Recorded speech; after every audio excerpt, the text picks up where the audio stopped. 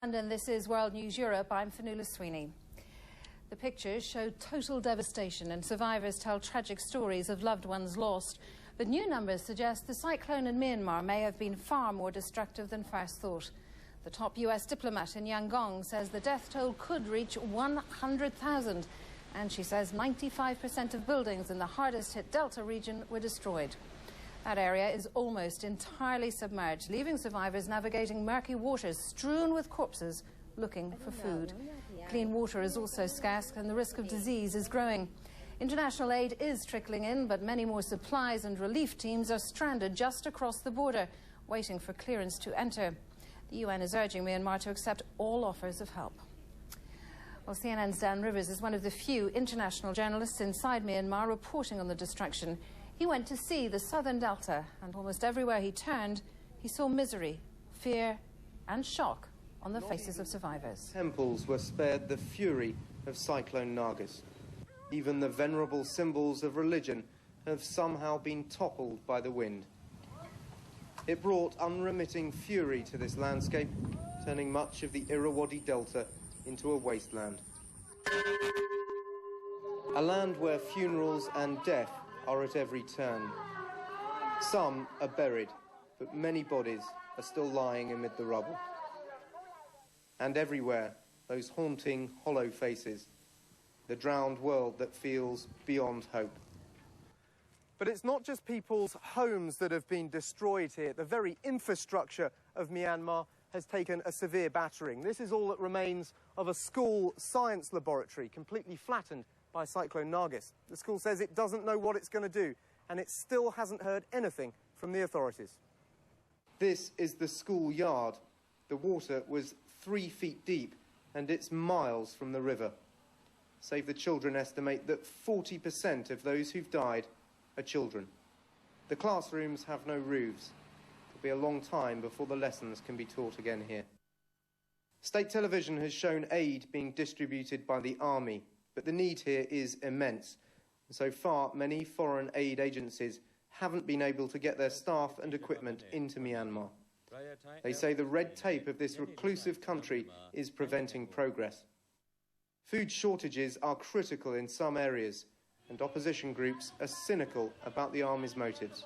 We are also warning the military junta not to politicize the delivery of relief services. This is one of our concerns because it might be that the military structure supporting the delivery of relief and rehabilitation services will be very selective and prioritize their communities that are a stronghold of the military junta and intentionally miss out on those communities supportive of the democratization movement.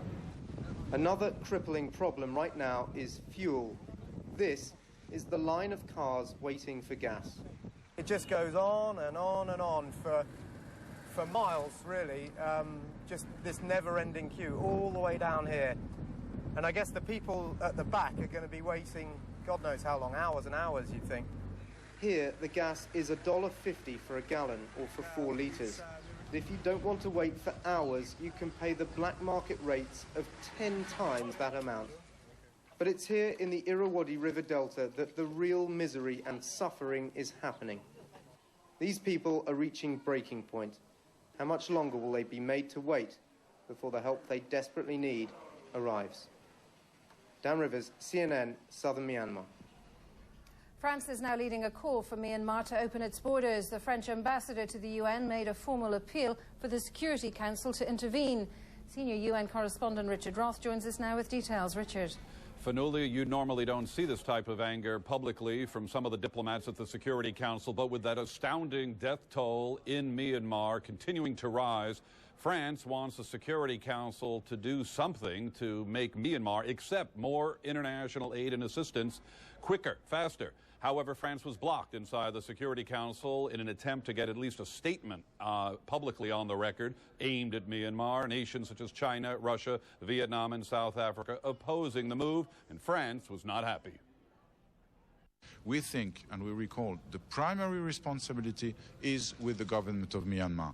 But if it fails, if it cannot, or if it doesn't want, if it cannot, We have to do something. If we don't do anything, people will continue to die, epidemics will spread out, and it will be a catastrophe. France, the U.S., Britain were unable to even get the okay from all 15 council members to have a United Nations official brief the Security Council on the latest developments. The French ambassador saying, I'd hold it even in a public corridor.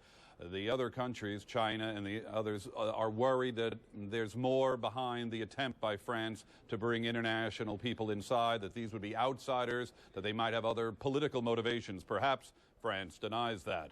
The UN's humanitarian leader, John Holmes, in his first public comments since the storm broke, says, yes, we're making progress, but he is encouraging strongly the government of Myanmar to open up. Ban Ki-moon, the UN Secretary General, in a statement read by John Holmes, the humanitarian chief, is urging Myanmar to cooperate. He calls this a critical moment. The UN's humanitarian chief... Problems there, and I'm not trying to deny there aren't problems. There are problems. What I'm saying is from the base from which we started, for which they might have refused all international assistance, might have refused a dialogue with us, might have refused to give out any casualty figures, might have refused the idea of a flash appeal, might have said in a blanket way no international aid workers will be allowed in. They've not said that. I think it's from a low base. We've made some progress. We need to go a lot further and a lot faster. Holmes did not want to give any specific numbers as to the flash appeal for humanitarian aid. That will be issued on Friday. I think they've raised about 30 million so far, much more needed, but the big question is, can it go anywhere? Richard, when you hear of the difficulties of the Security Council trying to get together to have an official briefing or otherwise, it makes one wonder how much progress is actually being made in the dialogue between the UN and the Myanmar authorities themselves. The UN's humanitarian official said there was more dialogue between Myanmar and the UN, that there were intensive discussions, they said, but they were constructive, which sometimes is diplomatic language for not exactly fruitful completely. They're talking, but what they say here in New York, of course, even the government delegation could be totally different about what's happening there. The government's overwhelmed. They're not used to letting in outsiders, and they believe that there shouldn't be international aid escorts. It should be more goods. Non-talkative goods, goods with no eyes to look around. And the UN and the aid agencies, they like to have people on the ground assessment teams to first find out where should this aid go instead of mismanaging it there. All right, Richard Roth, as always, thanks very much for reporting live from the UN.